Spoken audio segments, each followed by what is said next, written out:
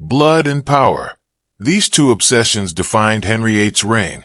But by January 1547, the mighty king who once broke away from the Pope, beheaded wives, and shaped England's destiny, was now gasping for breath in a candlelit tomb of his own making. Whitehall Palace, once the heart of regal power, had become a fortress of silence, dread, and the sickly sweet stench of royal decay. Henry's body had transformed into something almost unrecognizable. Once a broad-shouldered, athletic figure admired across Europe, he was now a grotesque shadow of that glory.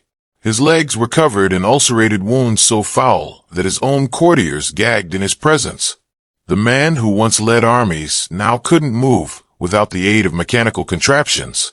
His enormous weight, nearly 400 pounds by some accounts, rendering him nearly immobile.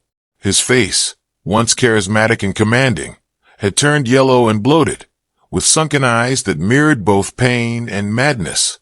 But it wasn't just his body that betrayed him. His mind, too, was fracturing. Henry's legendary temper had spiraled into fits of uncontrollable rage and eerie confusion. Royal physicians tried everything: bloodletting, herbal elixirs, opium for the pain, even powdered human skull, but nothing could halt the rapid deterioration.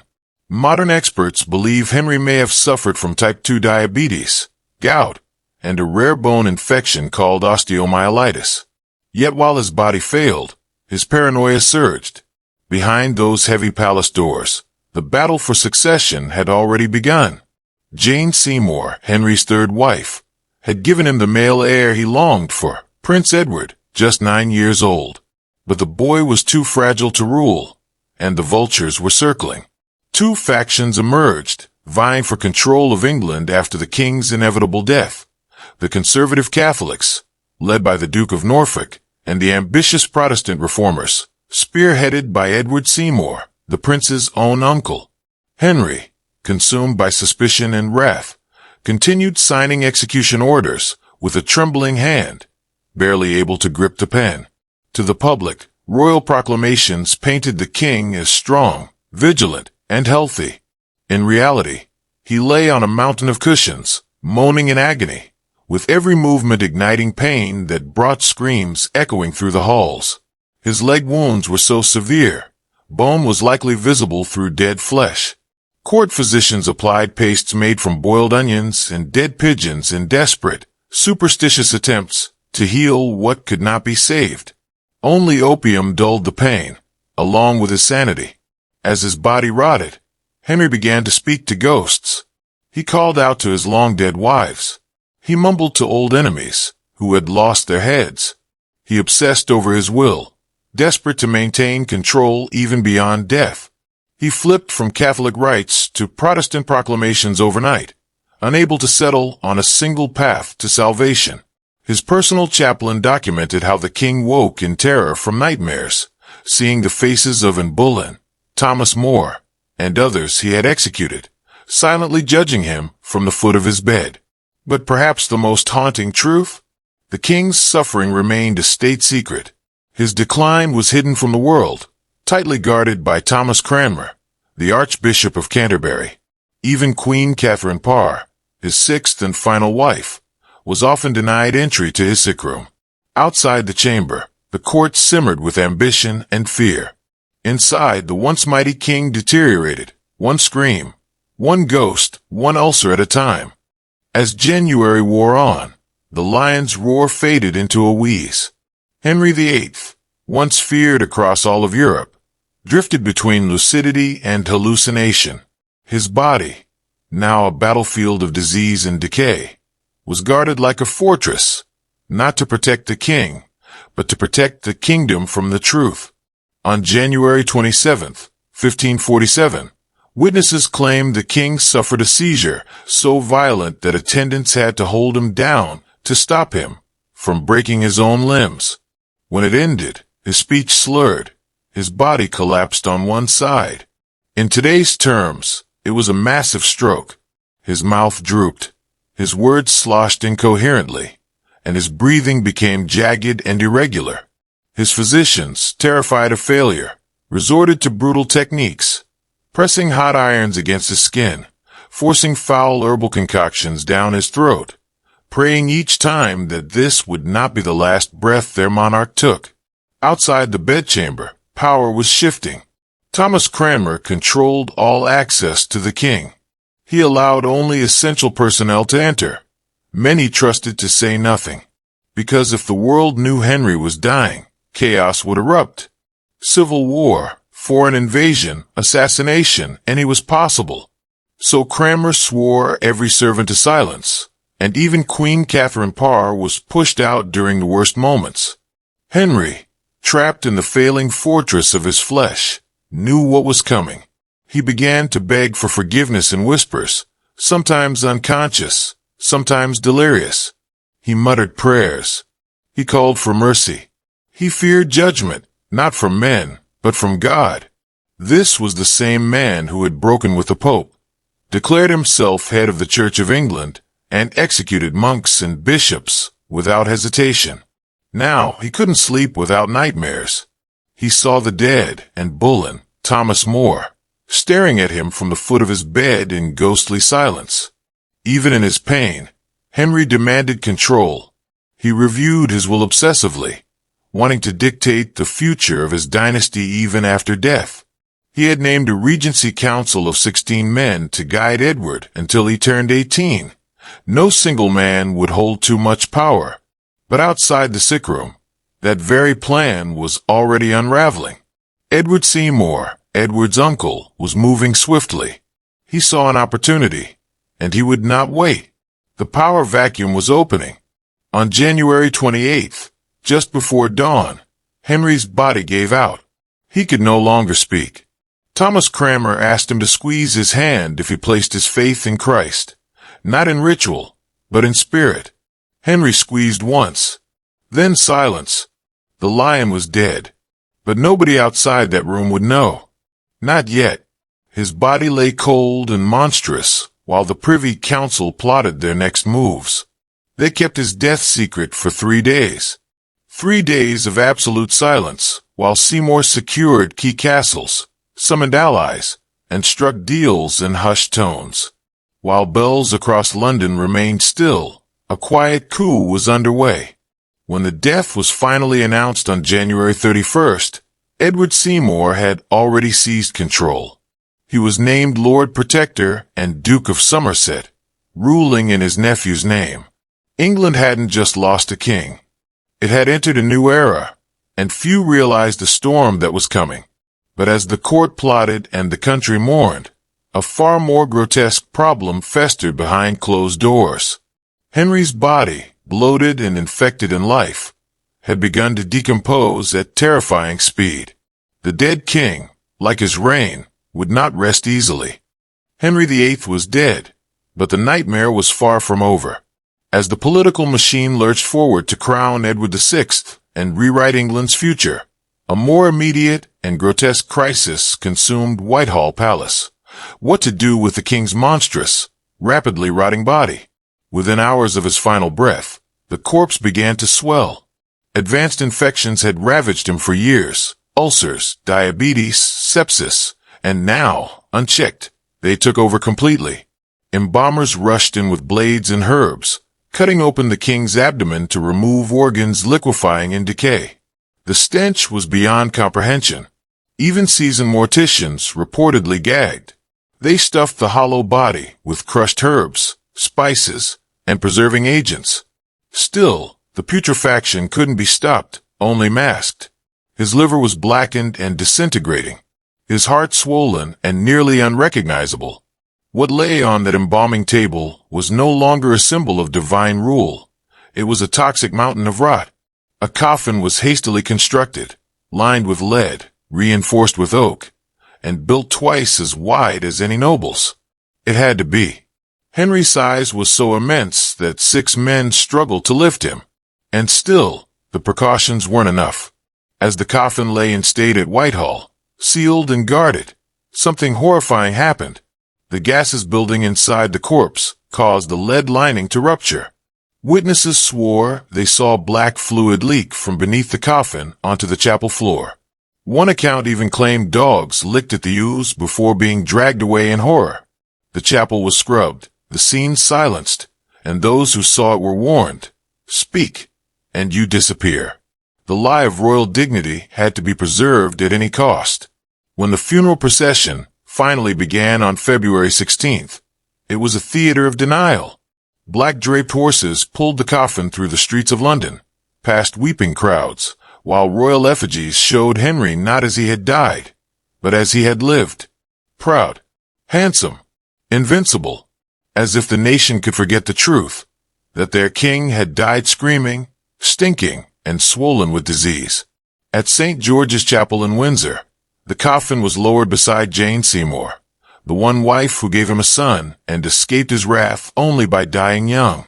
As the stone sealed shut over his remains, the physical horror of Henry's end was hidden forever. But the legend? That was just beginning. Court painters like Hans Holbein had already immortalized the king as a titan, legs planted wide, fists on hips, staring down history. These images, powerful and deceptive, would become the face of Henry for centuries. Nobody saw the ulcers, the opium haze, the blood-stained linens. Just glory, power, and myth. But deep beneath Windsor Castle, encased in lead and oak, the truth lay in darkness, bloated, ruptured, and grotesquely real. Even in death, Henry refused to rest. His legacy spilled out like the fluids from his coffin, too big to contain, too rotten to ignore. With the king buried beneath the stone floors of Windsor, England was not at peace. It was a kingdom on the edge. Though Henry VIII was gone, his shadow stretched across every throne room, chapel, and battlefield. His 30-page will, signed in a trembling hand, sought to control the future from beyond the grave. First his son Edward would reign, then his daughters Mary and Elizabeth. It seemed orderly, calculated, final. But almost instantly, those plans began to unravel. Henry had established a regency council of 16 men. No single lord was to dominate. But power rarely obeys paper. Edward Seymour, uncle to the child king, outmaneuvered his peers within days. He claimed the title of Lord Protector and took control of England in his nephew's name. Henry's vision of balanced governance dissolved before his body even cooled. The new regime moved fast. Seymour enforced Protestant reforms far beyond what Henry had ever dared. Within 2 years, the first English Book of Common Prayer was published, signaling a decisive shift away from Catholic tradition. But this wasn't just about prayer. It was a purge. Catholic nobles were sidelined. Rituals were rewritten. Altars stripped. The England that Henry had tried to keep both Catholic in ceremony and Protestant in politics was now splitting wide open. Mary Tudor, Henry's eldest daughter and a devout Catholic, was horrified. Isolated and watched, she saw her family's faith dismantled one edict at a time. Elizabeth, just 13, remained quiet, watching, learning, surviving. Meanwhile, court painters crafted a new narrative. Young Edward VI, barely out of childhood, was painted to mimic his father's famous stance. Wide-legged, defiant, commanding. It was a lie. Behind the painted eyes was a fragile boy, manipulated by ruthless men. But the illusion was necessary. The monarchy had to appear strong, even if it wasn't. And still, Henry's ghost lingered. His image was everywhere. His influence inescapable. The court bowed to Edward's empty throne the same way they once had to Henry himself, as if pretending could hold the kingdom together. Across the countryside, anxiety simmered. Parish records from 1547 tell of strange dreams, ghost sightings, even panic sermons. To a deeply religious population, the king's death and the chaos that followed felt apocalyptic. Was God punishing them? Was the rotting of the king a sign of divine anger? Even in foreign courts, Henry's absence sent ripples. King Francis too mourned his dear brother. Despite decades of war, Emperor Charles V, nephew of Catherine of Aragon, assessed England's vulnerability, wondering if it was time to strike, or to wait and watch it destroy itself. Even Pope Paul III, who had excommunicated Henry years before, offered a mass for the king's soul, a gesture heavy with irony and political calculation. And in the haunted rooms of Whitehall Palace, the place where Henry screamed and raved through his final days, rumors of cold spots and whispers refused to die. Servants refused to sleep there. Young King Edward himself demanded new chambers. Nobody wanted to inherit the deathbed of a tyrant. Nobody wanted to lie where the lion fell. But the battle for the future had only just begun. In the absence of Henry's iron will, England was fragmenting, religiously, politically, psychologically. And the legacy he left behind was as dangerous as the man himself. The king was gone, but his presence refused to fade. Beneath Windsor's cold stone, Henry VIII's colossal corpse lay sealed in lead. But above ground, his legacy was alive, restless, and consuming everything in its path. His personal effects, unearthed from the royal bedchamber, told a story no historian could ignore. Among jeweled daggers and royal seals were 3 strange items: a miniature portrait of Jane Seymour, a lock of hair believed to be from his mother Elizabeth of York, and a child's handwritten prayer book, possibly Elizabeth's, from before Anne Boleyn was executed. Behind the tyrant's armor had lived a man who still clung to lost love, fractured family, and a soul begging for redemption. Yet even this fragile humanity couldn't stop the machine his death had unleashed. Courtiers scrambled to either align with the new order or vanish before being crushed by it. Some committed suicide. Others reinvented themselves overnight. The skills that once served Henry's wrath now meant nothing. Edward Seymour's grip tightened. Archbishop Cranmer, the man who held Henry's hand at the end, pushed Protestant reforms with relentless speed. Meanwhile, Mary lived in tension and fear, and Elizabeth, the teenage daughter of a disgraced queen, walked a tightrope of obedience and survival. But Henry's reach extended far beyond the palace. Across England, his death left a vacuum, not just in government, but in the minds of the people. For nearly 4 decades, his word had been law, his moods the weather of the nation. Now, everything was uncertain. In churches, preachers delivered sermons comparing his rotting flesh to the moral decay of the kingdom. In homes, people whispered of omens in the sky and nightmares sent from God. And still abroad, the image of Henry remained distorted and mythologized. Victorian doctors would later claim he died of syphilis, as divine punishment for his lust. 20th century physicians pointed to diabetes, obesity, and chronic bone infections. Modern scholars debate over rare genetic syndromes or brain damage from jousting injuries. But the truth was simpler and darker.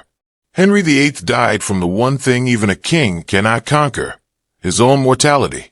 His final weeks were filled not with glory, but with screams, seizures, and the stench of death.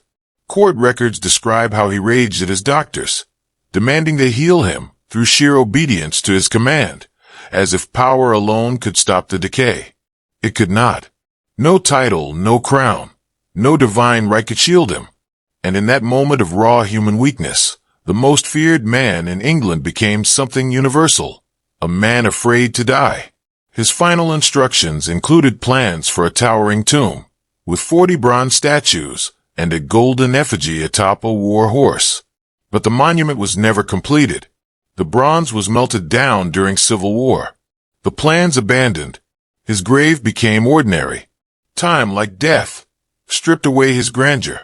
And yet, somehow, his legend grew. Not because he lived nobly, but because he died monstrously. In the centuries that followed, his name would ignite debate, inspire plays and films, define dynasties, and rewrite religions. But for all the noise, one truth remains. Henry VIII ended not as a hero, nor even as a villain, but as a man, bloated, broken, and alone.